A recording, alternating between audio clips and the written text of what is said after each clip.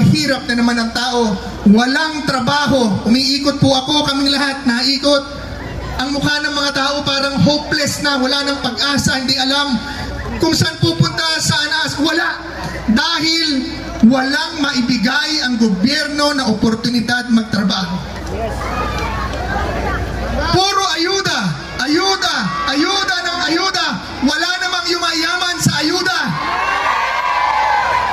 Okay lang sa akin yung nagbibigay ng tulong sa tao. Maganda po yan. Tanggapin nyo. Pag binigyan kayo ng 5,000, humingi pa kayo ng 10,000. Pag humingi ng 10, humingi pa kayo ng 20,000. Pero naman natin yan. Ang problema ko po sa katakot-takot na ayuda ay pagtanggap nung binigyan, mahirap pa rin kayo. Wala pa rin tayong trabaho.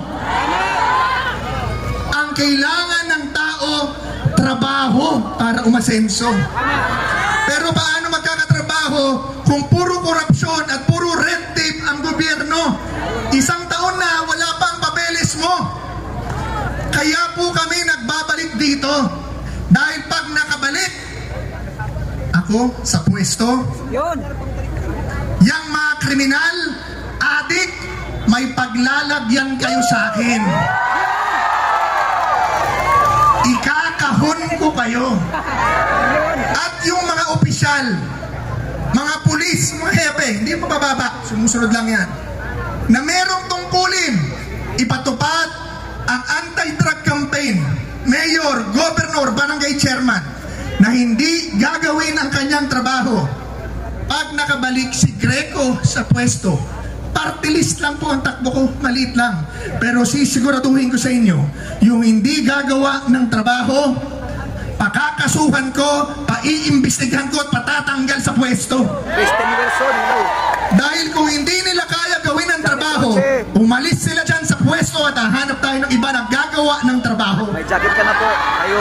Dahil yan po ang inihingi ng mga namumuhunan, foreign or local, para makapagtayo ng hanapbuhay, yung mapayapang lansangan at tahimik na lipunan.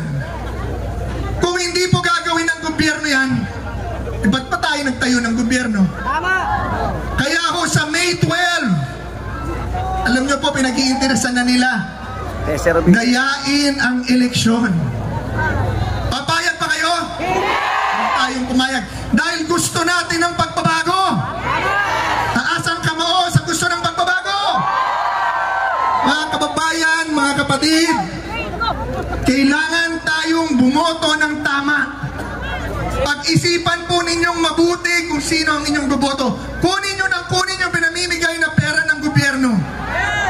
Pero pagdating ng eleksyon, pag-isipan nyo mabuti kung sino ang iboboto nyo at huwag kayong bumoto ng kurap.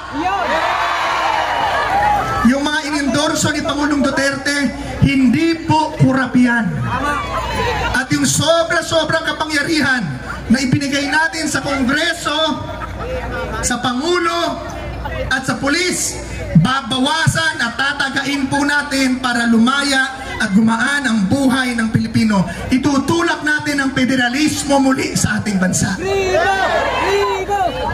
Ngayon po, dito na po ako magtatapos. Dalawa lang po talaga ang pakay ko. Ayaw ko na po sanang bumalik. Tapos na ako eh. Naging pinakabatang sekretaryo na ako eh. Naging chairman na ako ng PACC. Naging konsehal na ako ng Maynila, executive director, okay na sana ako. Pero pag nakikita kong ganito, na yung bawal ginagawa pa at naghihirap ang Pilipino, hindi ko pumaatim na hindi bumalik dahil kawawa po ang Pilipino. So mga kapatid, ito lang po ang aking pag-usap.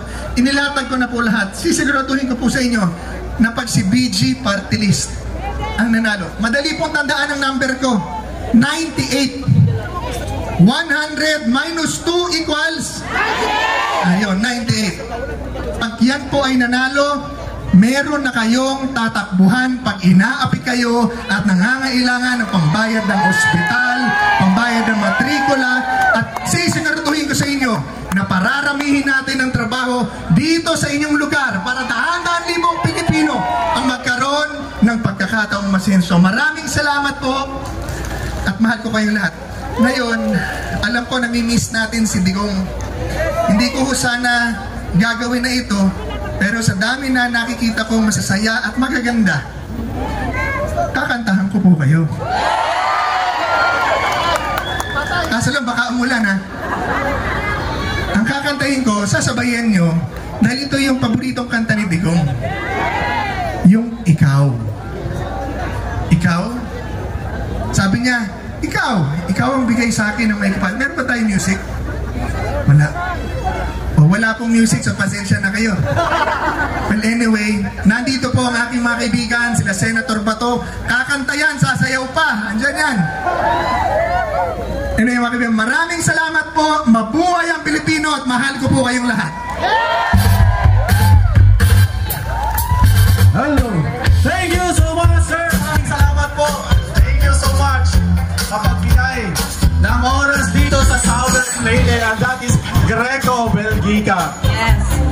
We would like everybody to please stand for our prayer and please remain standing for our Philippine national anthem.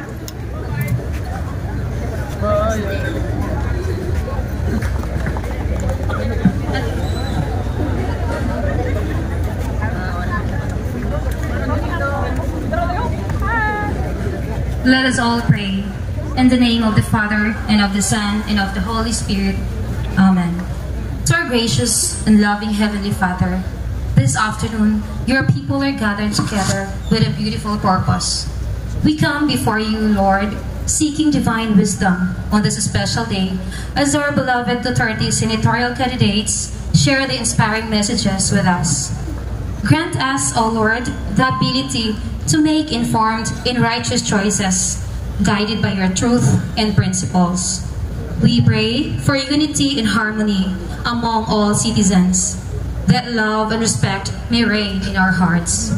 Heavenly Father, we humbly ask for your blessing upon this grand rally, that it may be peaceful, successful, and filled with hope. As Election Day draws near, guide us toward wise decisions that reflect your will. Lord, we pray for righteous leaders for our beloved country. Leaders who will honor your name, uphold justice, and serve with integrity and compassion. May this event be a testimony on our collective desire for positive change and nation building. As we continue with activities until tonight, we entrust to you everyone's safety, peace, and unity, especially for our beloved Duterte candidates. Let your love overflow in every heart and mind, making this rally meaningful, memorable, and truly significant. Be with us, O Lord, in every step. We thank you for your presence and guidance. In Jesus' name, we pray. Amen.